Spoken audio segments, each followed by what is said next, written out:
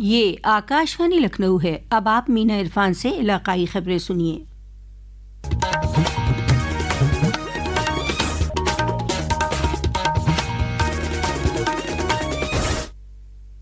वजीर आला योगी आदित्यनाथ आज कासगंज दौरे पर पहुंचे। उन्होंने 191 करोड़ रुपए की लागत से तैयार नई पुलिस लाइन का इफ्तिताह करने के साथ ही 724 करोड़ के 60 तरक्याती मंसूबों का इफ्तिताह और संग बुनियाद रखा। वजीर आला ने मुख्तलिफ स्कीमों के मुस्तफिदीन को मंजूरी नामे भी तकसीम किए। इस मौके पर उन्होंने कहा, इस अवसर पर कासगंज वासियों को 724 करोड़ रुपए की परियोजनाओं की सौगात भी मिल रही है। इसके लिए कासगंज के जनप्रतिनिधियों को हृदय से धन्यवाद देते हुए यहां की जनता जनार्दन का मैं अभिनंदन करता हूं, उनका स्वागत करता हूं। जो काम देश की सुरक्षा के लिए सेना का है, उसी प्रकार का कार्य आंतरिक सुरक्षा में कानून का राज स्थापित करने में पुलिस की हुई होती है। उत्तर प्रदेश के लगभग 12 जनपद ऐसे थे जिनमें जिला मुख्यालय नहीं थे, पुलिस लाइन नहीं थी, डीएम और एसपी भी किसी ब्लॉक में बैठने के लिए मजबूर होते थे। लेकिन आज उत्तर प्रदेश पुलिस देश के अंदर एक मॉडल के रूप में देखी जा रही है। वजारत रेल की जानिब से अमृत भारत स्टेशन स्कीम के तहत स्टेशनों को जदीद सहूलियात से लैस किया जा रहा है। इनमें 103 रेलवे स्टेशन पूरी तरह से सहूलियात से लैस होंगे और 22 मई को वज़ीर आज़म नरेंद्र मोदी इनका वर्चुअल तरीके से इफ्तिताह करेंगे।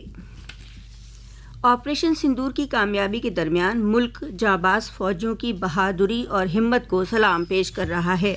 आकाशवाणी की खबरों की यूनिट भी मुसल्लह अफवाज के एजाज़ में एक खुसूसी प्रोग्राम पेश कर रही है। आज इस सिलसिले में परमवीर चक्र फातेह मेजर नायब सूबेदार बाना सिंह की बेमिसाल बहादुरी को हम याद कर रहे हैं।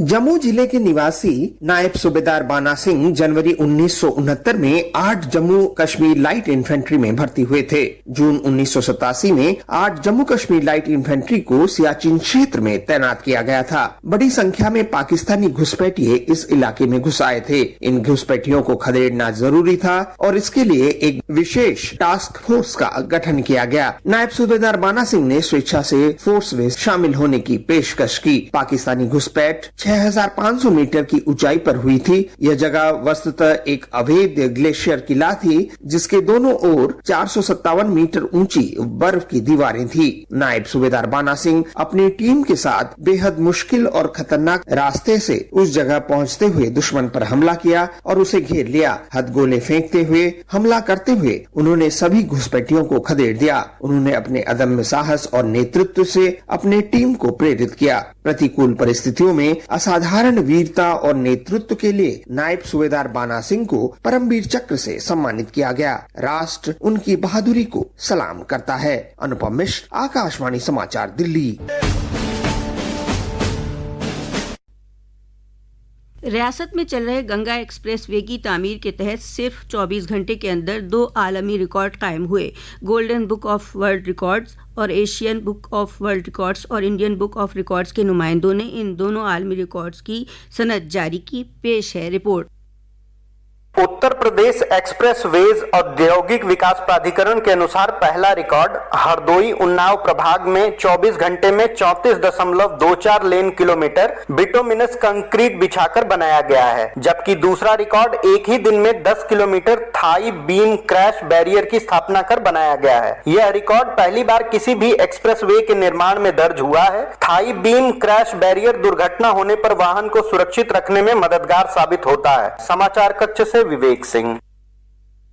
वजीर आज़म नरेंद्र मोदी 25 मई को आकाशवाणी पर मन की बात प्रोग्राम में अपने ख्यालात का इज़हार करेंगे। ये माहाना रेडियो प्रोग्राम का 122वां नशरिया होगा।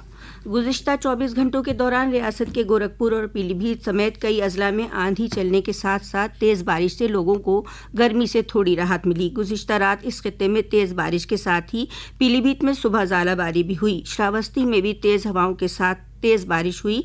इस बारिश से आम की फसल को नुकसान पहुंचने का अंदेशा है।